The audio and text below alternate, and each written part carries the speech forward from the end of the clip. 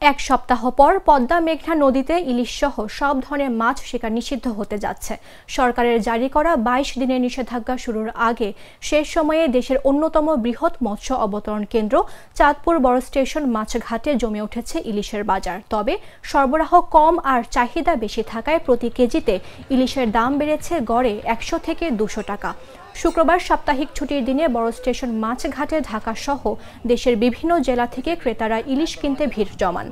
তবে দামের ঊর্ধ্বগতির কারণে চাহিদা অনুযায়ী ইলিশ কিনতে না পেরে হতাশ হয়ে পড়েন অনেকে। অনেক ক্রেতা ঘুরে ফিরে শেষ পর্যন্ত খালি হাতে বাড়ি ফিরেছেন। চাঁদপুর বড় স্টেশন মাছঘাট দেশের অন্যতম বৃহৎ ইলিশের আড়ত। মৌসুম জুড়ে এখানকার ইলিশ সারা দেশে সরবরাহ করা হয়। তবে নদীতে ইলিশ ধরা বন্ধ হয়ে গেলে বাজারের সরবরাহ বন্ধ হয়ে যাবে। ফলে আগামী 3 সপ্তাহ ইলিশের বাজার একেবারেই ফাঁকা থাকবে।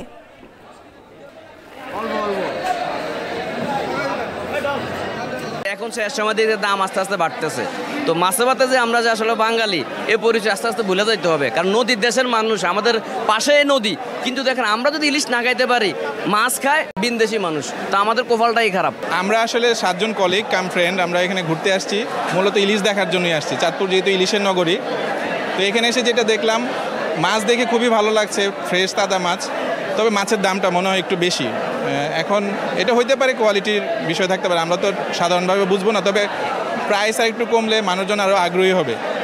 এখন ইলিশের সিজনের লাস্ট সময়, যে আপনার ইলিশের আমদানি কম, বড় মাছ একদম নাই বললেই হয়। বড় মাছের আমদানি একদমই কম। আপনার শেষ সময় বিধায় কাস্টমারের চাপ বেশি, চাহিদা অনুযায়ী মাছ দিতে পারছি না, দামও বেড়ে যাচ্ছে দিন দিন।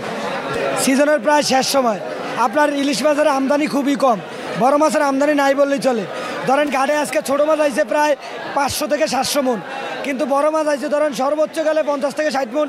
তাই আপনার বড় মাছের চাহিদা অনুযায়ী দাম বেশি থাকায় কাস্টমার নাই, কিন্তু আপনার দাম যেই পরিমাণ হয়েছে 1 কেজি সাইজের মাছ এখনও 2200 টাকা 2300 টাকা চলে। শিয়া বাটার ও ভিটামিন সমৃদ্ধ লিলি বিউটি সোপ, তারুণ্যময় উজ্জ্বল ত্বকের জন্য। রিমার্ক।